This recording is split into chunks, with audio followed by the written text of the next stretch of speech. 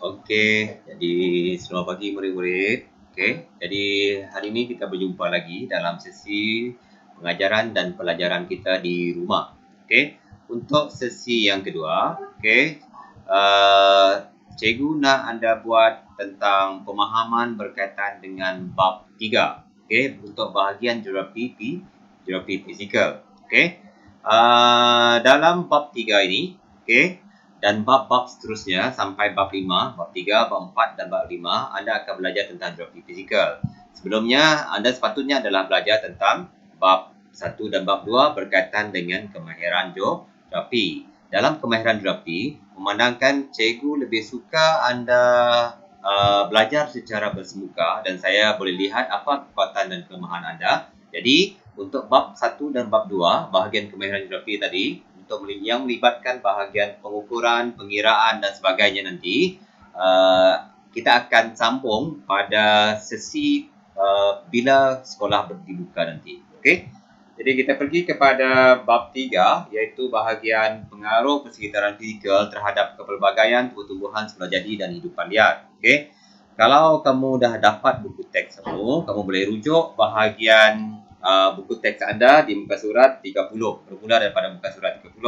Okey. Jadi hari ini cikgu akan terangkan melalui video berkaitan dengan pengaruh persekitaran fizikal ini. Okey. Dalam topik ini ada 3 perkara yang akan kita pelajari. Okay? Ada 3 perkara yang akan kita pelajari. Okay? Yang pertama sekali adalah berkaitan dengan faktor-faktor yang mempengaruhi persekitaran fizikal. Apa dia faktor-faktor? Okay? Yang kedua, faktor yang mempengaruhi kepelbagaian tumbuh-tumbuhan semula jadi dan hidupan liar. Okay? Dan yang terakhir adalah pengaruh iklim terhadap jenis tumbuh-tumbuhan semula jadi dan hidupan liar. Okay? Memandangkan slide ini terlampau banyak. Okay? Jadi lebih kurang dalam 80 lebih ke 90 lebih slide. Okay? Anda akan baca dan juga akan uploadkan di dalam Telegram group. Okay? Jadi untuk yang pertama ini, cikgu akan hanya terangkan secara ringkas saja. Okay? Apa yang terdapat di dalam slide ini. Okay? Okay, yang pertama sekali adalah berkaitan dengan yang pertama sekali adalah berkaitan dengan faktor-faktor yang mempengaruhi persekitaran fizikal. Okay, kalau kamu perhatikan di sini ada 4 jenis faktor-faktor yang mempengaruhi kepelbagaian tumbuh-tumbuhan semula jadi dan hidupan liar. Okay, kita lihat satu persatu apa dia faktor yang pertama. Okay, faktor yang pertama kalau kamu perhatikan adalah bentuk muka bumi. Okay, bentuk muka bumi. Okay, untuk merujuk bentuk muka bumi ini, kamu juga boleh rujuk dalam buku teks kamu, muka surat 33. Okay, bentuk muka bumi kita ni dia terbahagi kepada, cikgu ringkaskan di sini adalah terbagi kepada 3 jenis. Okay, yang pertama, bentuk muka bumi jenis tanah pamah. Yang kedua, kawasan tanah tinggi. Dan yang ketiga adalah kawasan pinggir laut. Okay, kawasan tanah pamah ini bukan saja terdapat di Malaysia, tapi juga terdapat di lembangan Amazon di Brazil sana. Okey. Okey, di Malaysia terdapat pelbagai jenis. Okey, terdapat pelbagai jenis pokok seperti meranti, jelutung, cengal, merbau, seraya. Okey, manakala di Brazil sana ataupun di lembangan Amazon, kita ada pelbagai jenis nama-nama dia. Okey, seperti wimba, Brazilian mahagoni, lapua, fikis dan getah. Okey. Itu untuk tanah pamah. Untuk detail nanti anda akan lihat. Okey. Untuk kawasan tanah tinggi pula. Okey, kawasan tanah tinggi. Okey, kawasan tanah tinggi ini merupakan kawasan yang melebihi 180 meter daripada aras laut. Kalau kamu perhatikan gambar ini, okey, gambar ini menunjukkan kawasan ladang teh yang terletak dekat kawasan tanah tinggi. Okey. Yang ketiga, okay, untuk bentuk muka bumi yang mempengaruhi faktor persekitaran fizikal adalah kawasan pinggir laut. Kawasan apa-apa saja bentuk muka bumi yang terdapat dekat kawasan pinggir laut seperti pulau, pantai berpasir, pantai berlumpur dan sebagainya serta payah air masin lah. Okey. Okey. Faktor yang kedua. Okey, selepas bentuk muka bumi, boleh lihat kepada faktor yang kedua. Okey. Untuk penerangan lebih lanjut, lihat pada buku teks muka surat 33. Okey. Yang kedua, kita lihat kepada saliran. Okey, apa dia saliran? Okey, saliran dia merujuk pada ciri-ciri pola saliran sungai dan cawangannya serta kuantiti air yang mengairi sesuatu kawasan bentuk muka bumi. Okey, saliran ini terbagi kepada dua jenis, iaitu kawasan yang bersaliran baik. Okey, ini kawasan yang bersaliran baik, dan satu lagi adalah kawasan yang bersaliran buruk. Okey, kita lihat penerangan tentang saliran. Kawasan yang bersaliran baik ini biasanya terdapat dekat kawasan bentuk muka bumi yang beralun. Okey, di mana air dia mudah untuk mengalir dan sebagainya. Okey, selain pada kawasan bentuk muka bumi yang beralun, juga kebanyakan terdapat dekat kawasan cerun yang berbukit dan kawasan tanah pamah. Okey, manakala kawasan yang bersaliran buruk terdapat dekat kawasan tanah rendah yang sentiasa bertakung air. Okey, dia biasanya kawasan ini dia akan membentuk kawasan paya. Okey, sama ada paya air tawar ataupun paya air masin. Kalau paya air tawar biasanya terletak di kawasan pedalaman, dan paya air masin terletak dekat kawasan muara sungai ataupun kawasan yang berdekatan dengan kawasan laut. Okey, ini contoh-contoh gambar-gambar bagi saliran. Okey, saliran, kawasan air sungai dan sebagainya. Okey, faktor yang ketiga yang mempengaruhi persekitaran fizikal. Faktor yang ketiga adalah jenis tanah tersebut. Okey, untuk tanah.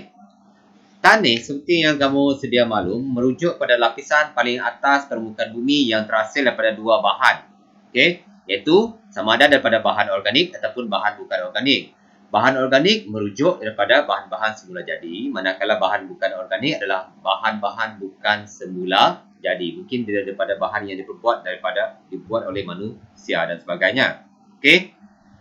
Okey, untuk tanah.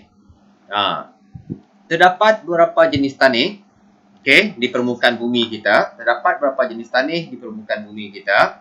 Okey. Penerangan lebih lanjut, kalau dalam buku teks anda, kamu boleh rujuk muka surat 38 dan 39. Okey. Jadi, dalam tanah ini, faktor tanah ini, anda akan belajar 1, 2, 3 dan 4 jenis tanah. Okey. Yang pertama sekali, kita lihat pada tanah Chernozem. Okey, tanah Chernozem. Di mana tanah Chernozem ini? Okey, ini gambar dia, contoh tanah Chernozem. Okey, terdapat di kawasan padang rumput hawa sederhana. Ini pula jenis tanah permafrost. Okey, di kawasan tundra dan sebagainya. Dan yang ketiga adalah tanah jenis aridisol. Okey, di kawasan gurun panas yang biasanya terdapat dekat kawasan gurun panas. Okey. Selain daripada 4, ada 2 lagi tambahan dia. Okey, tanah latosol, tanah posol dan tanah terra rosa. Okey, dan jenis-jenis tanah ini terdapat dekat kawasan-kawasan yang berlainan, yang beriklim berlainan, yang terdapat dekat kawasan hutan yang berlainan. Sebagai contoh, tanah latosol ini dia hanya terdapat dekat kawasan hujan tropika dan monsun tropika. Tapi kalau tanah jenis terra rosa yang terdapat di kawasan hutan Mediterranean. Okey, negara kepulauan Mediterranean. Dan tanah posol pula dekat kawasan hutan konifer. Kalau perhatikan dia punya gambar ini. Kalau terra rosa dia kemerah-merahan. Okey, posol lebih ke hitam-hitaman. Di bahagian atas dan bahagian bawah dia lebih sedikit coklat. Okey, ini pula jenis tanah latosol.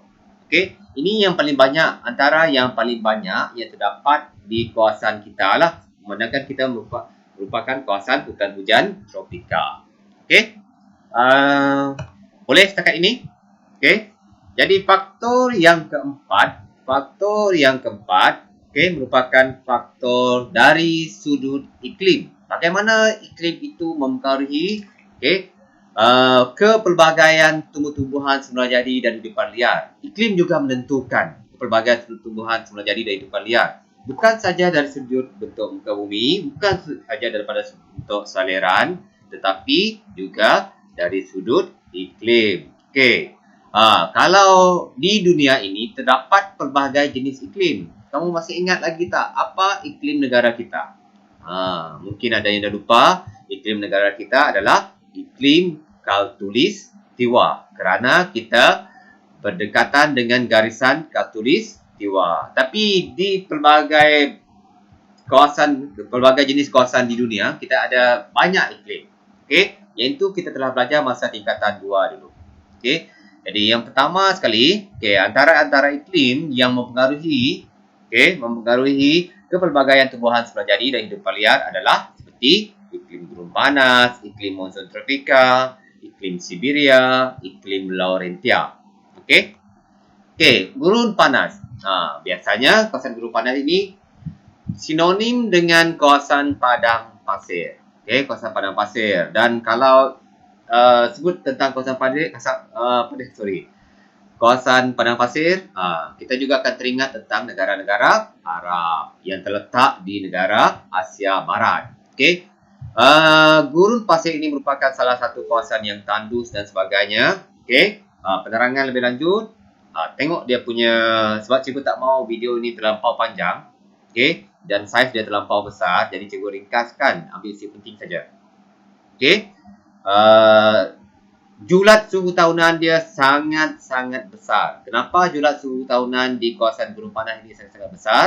Bukan saja bentuk muka bumi dia yang tandus, bentuk muka bumi dia yang tandus, kekurangan tumbuhan dan sebagainya. Cuaca ataupun suhu pada waktu siang amat berbeza dengan waktu malam. Di mana pada waktu siang di kawasan gurun ini adalah sangat panas, manakala pada waktu malam, suhu dia adalah sangat sejuk. Kena ingat, siang panas, malam sejuk. Jadi perbezaan julat dia. Kalau pelajar-pelajar dah lupa apa dia julat suhu inilah merujuk kepada nilai suhu yang tertinggi ditolakkan nilai suhu yang terendah. Jadi dalam kes ini, dia boleh mencapai sehingga 17 hingga 20 darjah Celsius. Jadi amatlah mempengaruhi tumbuhan dan hewan yang ada kat sana lah. Tak mungkinlah pokok sawit itu boleh tumbuh di ladang di kawasan gurun dengan cuaca yang sangat panas pada waktu siang dan sejuk pada waktu malam. Mustahil lah. Jadi nanti kita akan lihat dengan lebih detail. Yang kedua, iklim monsun tropika. Iklim monsun tropika. Iklim monsun tropika ini dia lebih kurang sama dengan iklim khatulistiwa ataupun hutan hujan tropika. Namun perbezaan dia adalah iklim monsun tropika ni dia ada mengalami satu musim kering dan satu musim lembap yang nyata sampai 3 bulan. Sebab itu India, Sri Lanka, Pakistan, Bangladesh dan bahagian-bahagian Indochina, Indochina seperti Myanmar dan sebagainya, negara-negara tersebut dia ada satu musim kering dan satu musim luruh. Bukan satu musim luruh, tapi satu musim hujan yang nyata, musim terhujung. Jadi kalau kau perhatikan pada akhir tahun, dia selalu terlibat dengan banjir dan sebagainya, ada kemarau dan sebagainya.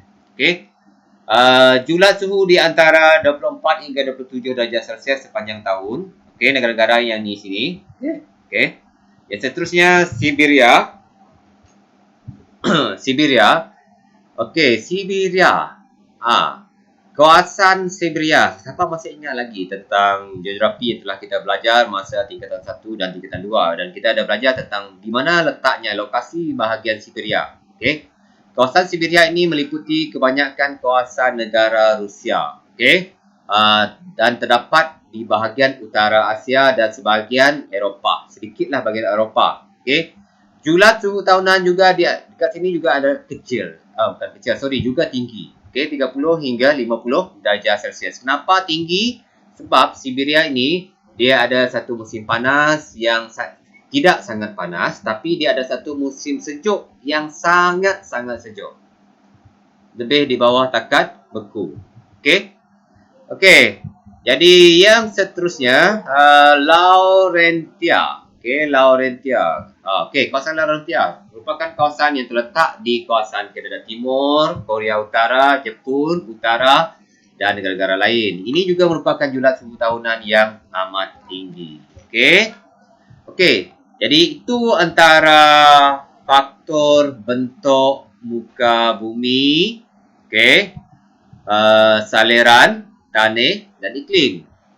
Tapi itu hanya penerangan ringkas saja. Ingat, itu penerangan ringkas. Untuk penerangan yang lebih detail, okey. Sebagai contoh, bentuk muka bumi ni tadi, kamu boleh lihat kat sini. Okey, untuk gambar raja ini. Okey. Contohnya, pesan tanda pama. Okey.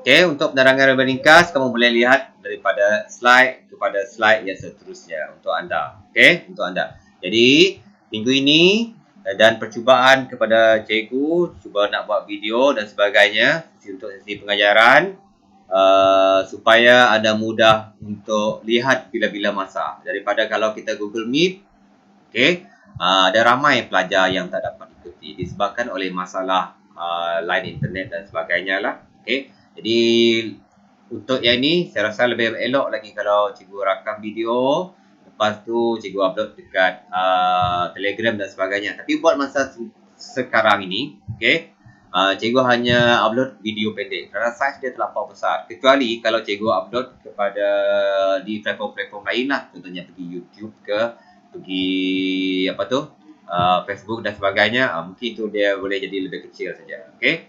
Jadi itu saja untuk hari ini. Apa yang perlu kamu buat adalah, okey, lihat secara keseluruhan semua slide yang cikgu bagi, lebih kurang dalam 80 lebih hingga 90 lebih slide. Nanti kita perhatikan. Okey. Jadi hari ini, selepas tengok video ini, okey, lihat slide, lepas tu anda ambil kehadiran. Okey, cikgu akan tunggu sampai kehadiran mungkin sampai pukul 4. Okey, jelas sampai pukul 4 petang. Okey, terima kasih ya. Okey, para pelajar sekalian.